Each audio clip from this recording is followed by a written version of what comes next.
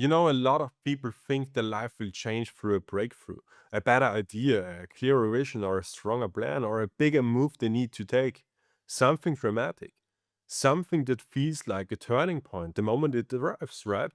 But for a lot of builders, that's not actually how life changes. Life changes in a way that feels far less exciting than most people expect it.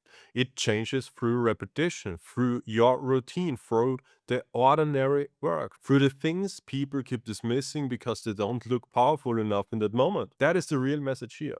Not that ideas don't matter, not that visions doesn't matter, but that the work that actually changes you is usually not the part that gives you an emotional high.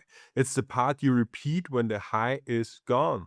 This episode is about that shift, about the boring work people keep underestimating, avoiding, or postponing, or disrespecting, even though it is the exact thing that shapes their identity, that builds their life and creates the results they say they want. Most people are far more in love with the moments than with the process. They are in love with the idea of the breakthrough and the idea of finally getting clear, the idea of suddenly becoming disciplined, focused, and dangerous. They imagine there will be a day where something clicks so deeply that consistency becomes easy, that effort becomes clean, and that the work starts feeling naturally exciting all the time. And because they are waiting for that kind of moment, they keep overlooking the quieter truth.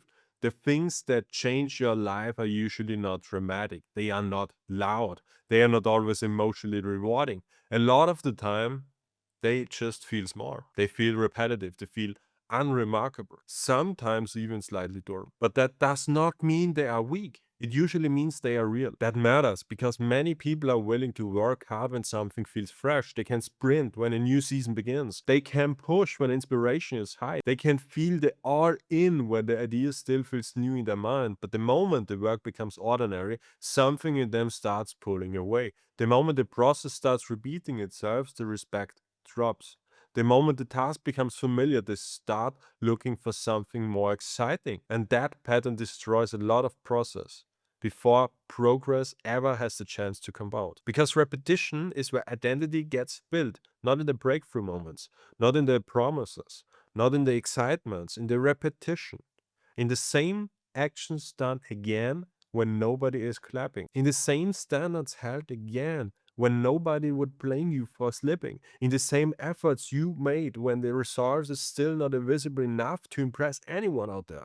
That is where people change. Quietly, slowly, and for that exact reason, most people don't value it enough. I think this is one of the biggest misunderstandings people have about growth. They think what changes them is intensity, a big realization, a highly motivated week, a perfect system, or a dramatic decision. But intensity is not the same as transformation. Intensity can create a strong momentum, yes. It can create the burst of energy. It can even create a new beginning, but it cannot replace repetition. Transformation is usually not built in one powerful emotional wave. It is built in the return to the work, the return to the habit, return to the structure you built, and return to your standards again and again. That is the part where people keep resisting. They want the progress, but they don't want to repeat shape of progress. They want the confidence, but they don't want the repeated exposure that builds confidence. They want to become someone new, but they don't want to live the same useful actions long enough for that the new person to actually can form. And that is why their life starts mostly theoretically, because the boring work is not boring because it has no value. It feels boring because your ego gets less stimulated from it.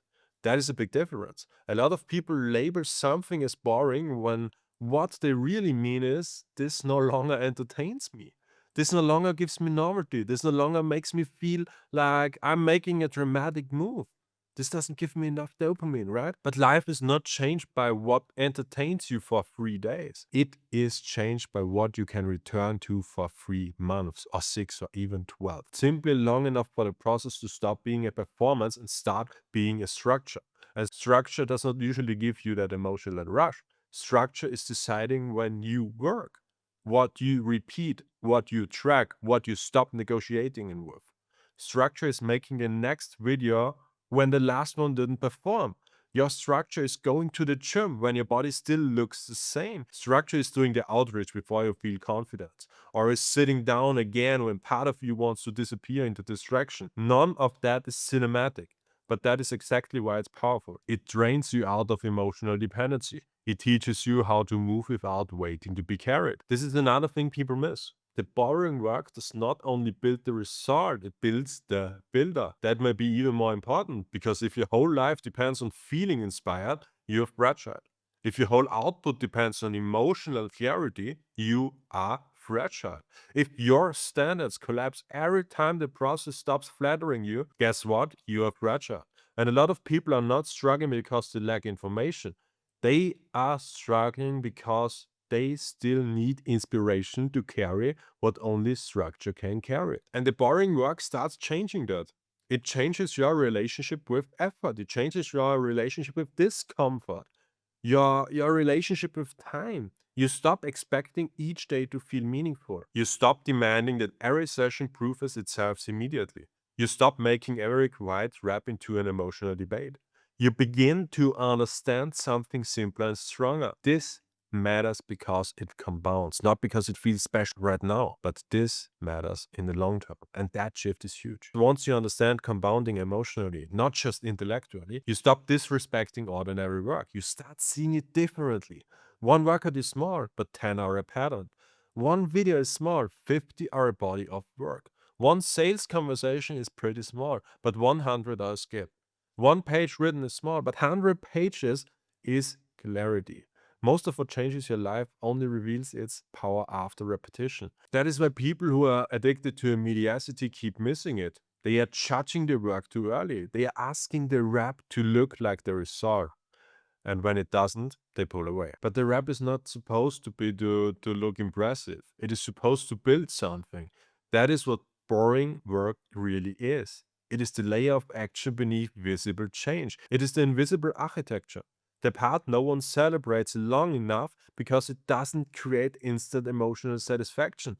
And yet, it is the exact place where most lives are either built or lost. I've noticed that a lot of people secretly want the result to arrive before the routines become real. They want proof before the repetition. They want the identity before the behavior. They want the confidence before the reps. They want to reach the goal without becoming a person who is able to reach this goal. But life doesn't usually work in that order. You do the boring things first. You repeat the useful things first. You hold the standard first. And then, after enough contact, something starts changing.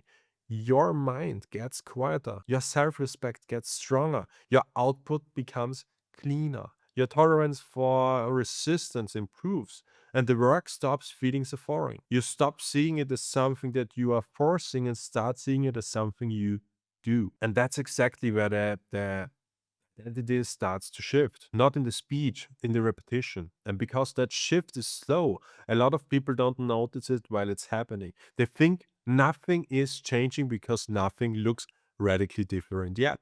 But underneath the surface, the nervous system is adjusting, the self image is updating, the internal argument loses strength, the work becomes more normal.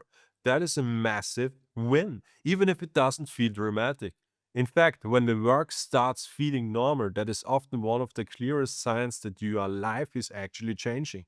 But most people don't wait for that point. They keep interrupting themselves. They do their routines for a few days, maybe even for a couple of weeks, right? Or maybe until the first wave of motivation fades. And then they start searching another thing, another system, another angle, something that feels more like movement and maintenance. And that is where they lose the real power.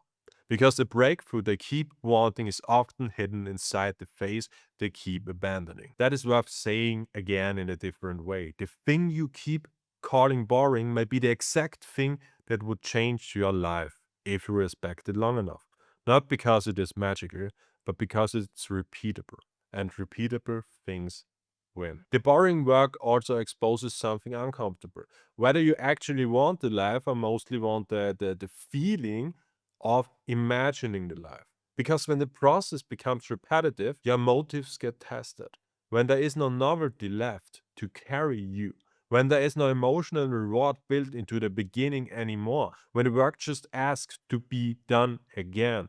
That is where seriousness gets revealed. A lot of people say they want a self directed life, but what they actually want is the emotional identity of being someone with potential. They like the thought of becoming disciplined more than the daily behavior of discipline. They like the image of being a builder more than the repeated action building actually requires from you. And the boring work cuts through that. It asks a blunt question: will you still do this when it stops feeling like a story?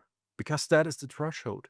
When the process stops being a fantasy and becomes a rhythm, when the task stops feeling exciting and starts feeling like your responsibility, when the action no longer gives you instant emotional payment but still quietly builds your future. If you can stay there, things begin to change in ways that people around you may not even notice at first. Your life becomes less chaotic. Your promises start meaning more. Your output becomes more trustworthy. Your confidence gets quieter and less radical. You stop talking so much about what you are going to do, and start living inside what you keep doing. And this is why so many people misread what discipline actually is. They think discipline is a tendency or hardness or force. But a lot of time, discipline is simply the willingness to keep doing what matters after it has stopped being emotionally interesting. It is the refusal to disrespect simple things just because they are familiar now. That is the real power, not the hype, not the drama, not the occasional brilliance. Real power is being able to return. Return to the work, return to the standard, return to the structure you build, return to the next useful repetition without turning it into a crisis. And that is why the boring work changes your life, because it's not only producing external results, it is quietly removing the version of you that always needs excitement to move. It is training out that dependency. It is building someone steadier, less dramatic, less negotiable. Someone who can carry responsibility without constantly needing emotional rewards for it. Let me ask you something. Why do people keep resisting the boring work even when they know it matters? Because boring work doesn't usually flatter the ego. It doesn't make you feel impressive right away. It does not give you the same emotional reward as a new idea, a fresh plan, or a dramatic decision. It asks for something much less exciting and much more revealing. Quiet obedience to what works, and that is where a lot of people break. Not because the work is impossible, because it is ordinary, because it repeats, because after a while it no longer feels like a breakthrough. It just feels like the next rep. And the ego has a hard time respecting what feels ordinary, even if the ordinary things is exactly what is building your future. A lot of people are far more comfortable with intensity than with consistency. Intensity feels powerful. It feels like change is happening. It feels like you're finally becoming serious. You can have a huge day, a strong reset, a deeply emotional realization. And for a moment, it feels like your life has turned. But consistency is quieter than that. Consistency does not always feel like change when you are inside. It often feels repetitive. It often feels plain. It often feels like you are just doing the same thing, the same boring thing. And because of that, many people underestimate it. They think this can't be the thing, right? They think real transformation should feel more dramatic, more inspiring, more obvious. But that is exactly why they keep missing it. They're looking for emotional proof, while the real proof is being built through repetition. This is where the mind starts negotiating with you. It says, I know this pattern, but maybe I need a better system. Or something like, I know I should keep going, but maybe I should step back and rethink the whole thing. Maybe I need a new approach. And sometimes a reset is necessary. Don't get me wrong on this. Sometimes a process does need to be adjusted, but a lot of the times the voice is not wisdom.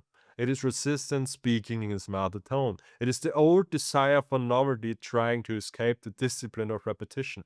It is the part of you that still wants progress without the repeated shape of progress. That is why the boring work becomes such a useful test. It reveals whether you are actually respecting reality more than stimulation. It reveals whether you want the result enough to keep showing up after the process stops entertaining you.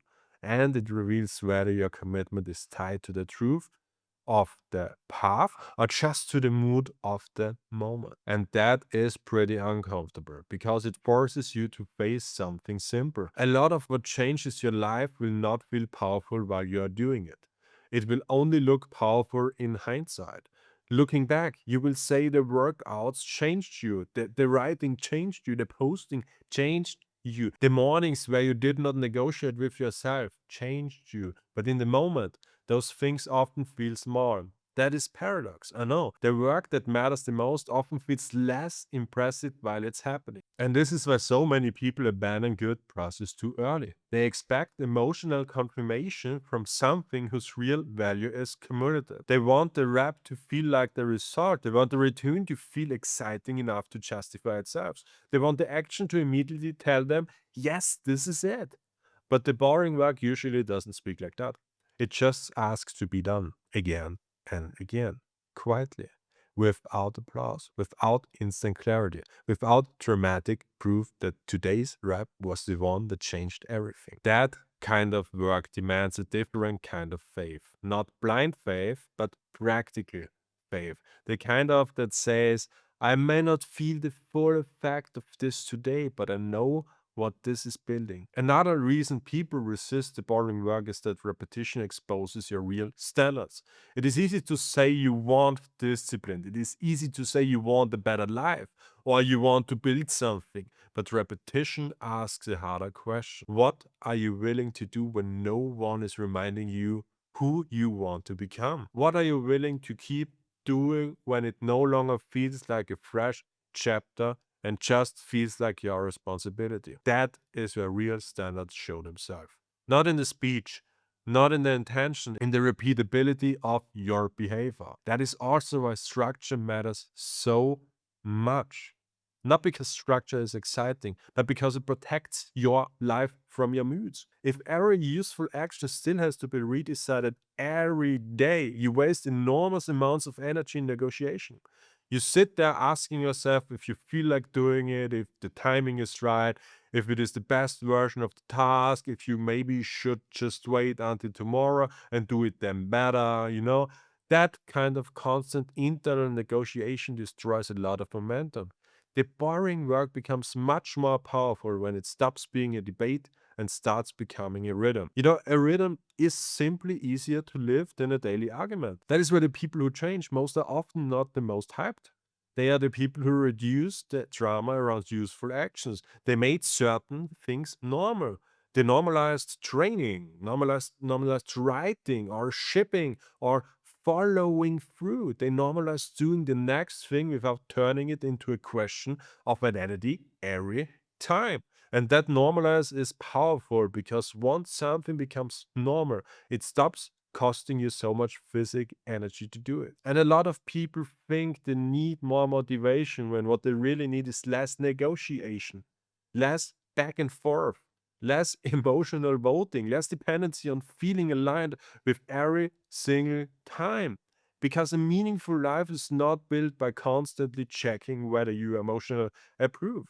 It is built by deciding what matters, building structure around it, and returning to it long enough for the effect to accumulate. And this is where the boring work becomes deeply connected to self-respect. Every time you return to a useful action, you strengthen something internal. You become more believable to yourself.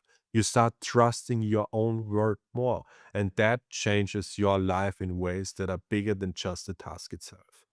Because once your self-trust improves, everything gets easier to build on. You stop spending so much energy recovering from your own inconsistency. You stop needing endless fresh starts and you stop living in the cycle of promising drift, guilt, and restart. That cycle drains people more than they realize. The boring work helps break that cycle because it is not trying to impress anyone, it is just trying to stabilize you. It gives your days shape. It gives your standards evidence. It gives your ambition a structure that can actually hold weight. And once that starts happening, your life begins feeling less chaotic, even before the big results arrive. There is something deeply stabilizing about knowing you are doing what matters, even when the outer results are still catching up.